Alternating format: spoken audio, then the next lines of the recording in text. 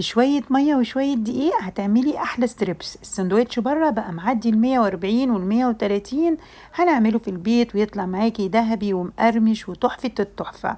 رمضان الولاد بيحبوا الأكل الجاهز وبيحبوا النواشف. هقولك ازاي تعمليه في البيت وتعمليه ما شاء الله ويطلع معاكي كمية حلوة قوي هتريحك في رمضان. تعالوا نسمي الله، بس ما سميت تنسيش الله. شوية ومعايا بشير. صدرين من الفراخ غسلهم كويس جدا بالملح والليمون والخل، غسلتهم بالميه وسبتهم في المصفى يتصفوا.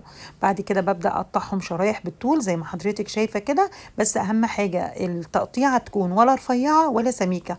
لو رفيعة يتحروق منك، ولو سميكة مش هيستوي كويس من جوه. كده ما شاء الله الصدرين بيطلعوا كمية حلوة جدا زي ما انت شايفة كده. تعالي بقى نركنهم على جنب ونشوف الخلطة الخطيرة اللي هتخلي الستريبس بتاعنا ده احلى من ستريبس الشركات 100 مرة. جبت بعد كده 3 كوبايات من المية، مية من الحنفية عادية جدا، وحطيت 3 معالق كبار من خلطة البروست او خلطة كنتاكي بتتباع عند العطار. ولو ما لقيتهاش حطي معلقتين كبار من البابريكا المدخنة، ومعايا معلقة من البصل البودر، توم بودر، كاري، مرق الدجاج، وحطيت ملح وفلفل اسمر وعصير ليمون، ومعايا ربع كوباية من الخل. قلبت الكلام ده كله مع بعضه، وبعد كده نزلت بالفراخ، وهنا هنقع الفراخ على الاقل لمدة ساعتين.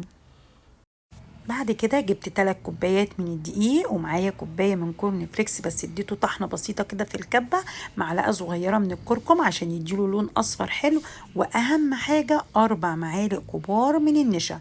النشا هو اللي هيخليه كريسبي كده وبيخربش من بره.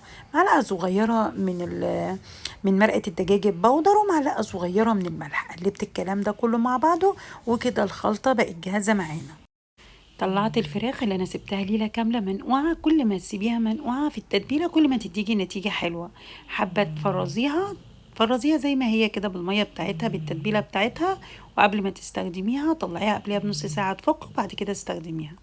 هنا بطلع من الميه احط في الدقيق واقلب 5 6 مرات، وبعد كده ارجع تاني للميه، وبعد كده ارجعها في الدقيق. مفيش اسهل من كده.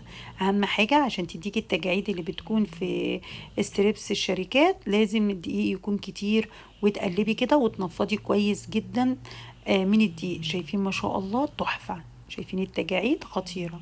هنا الكميه كانت كتيره ما شاء الله، فجبت طبق فل، حطيت كيس سندوتشات كده فتحته 2، وعملت الطبقة الأولى، وبعد كده حطيت طبقة كيس، وبعد كده حطيت طبقة الفراخ. بحطها في التلاجة تجمد، وبعد كده بفضيها في أكياس بتكون زي الجاهزة وأحلى وخطيرة وموفرة. لا استخدمنا بيض ولا لبن ولا أي حاجة، شوية مية وشوية دقيق. الآلية بقى تحطي زيت، أهم حاجة لازم الزيت يسخن كويس جدا جدا. وبعد كده بنزل بالفراخ، خلي النار متوسطة عشان أتأكد إن الفراخ استوت من جوه. وأول كده ما تبدأ تاخد لون ذهبي أقلبها الناحية التانية، وبعد كده بصفيها كويس جدا من الزيت وأطلعها على شبكة.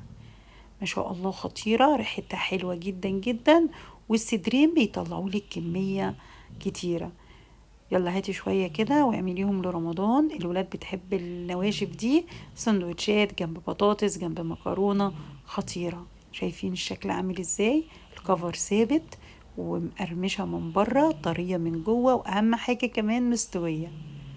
كده الوصفة خلصت. ما تنسوش بقى لايك وشير وسبسكرايب وتفعلوا الجرس عشان يوصل لكم كل جديد. اشوفك وصفة جديدة ان شاء الله. السلام عليكم ورحمة الله وبركاته.